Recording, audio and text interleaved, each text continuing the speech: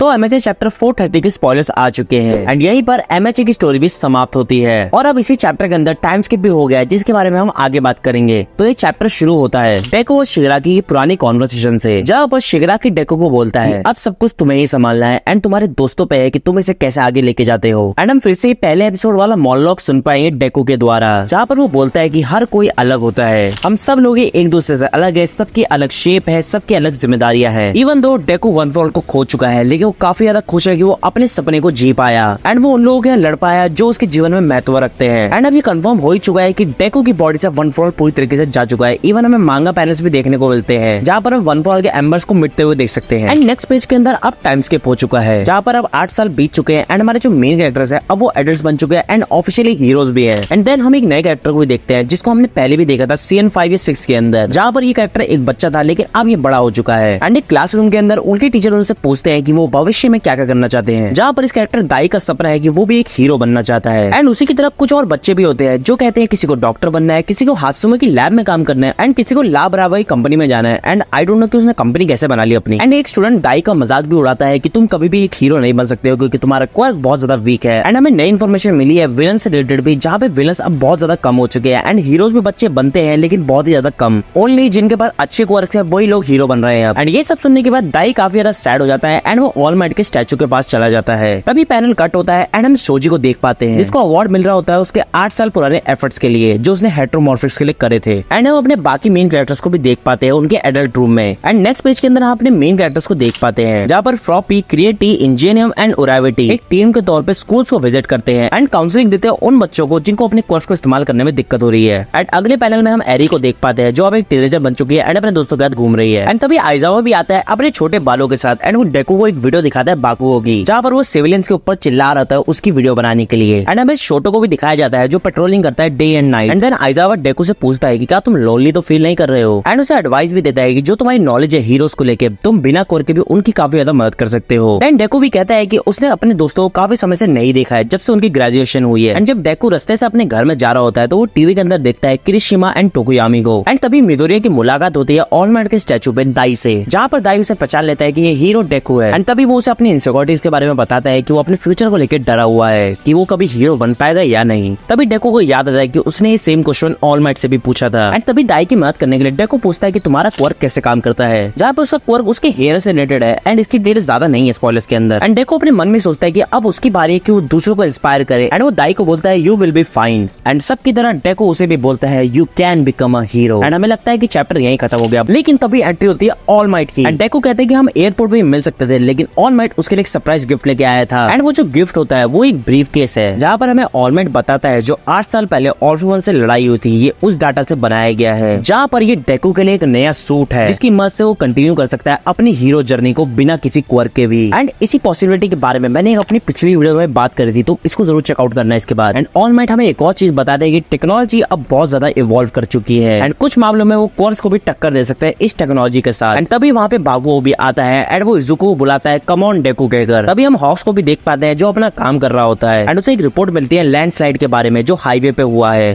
And उसके लिए वो कुछ हीरोज की हेल्प मांगता है कि वो जाके सिचुएशन को संभाल ले। एंड तभी हम पूरी क्लास 1 को देख पाते हैं एंड डेको हवा के अंदर होता है। तभी वो जब नीचे देखता है उसे एक घोष दिखता है जो कि होता है शिगराकी का। एंड डेको एक लाइन बोलता है this is the story how we will continue to reach out and this is how my hero academia end. And well ये 8 इयर्स की जर्नी यहीं पे खत्म होती है। तुम्हें कैसी लगी तुम कमेंट सेक्शन में जरूर बताना, मेरे को तो बहुत बढ़िया लगी।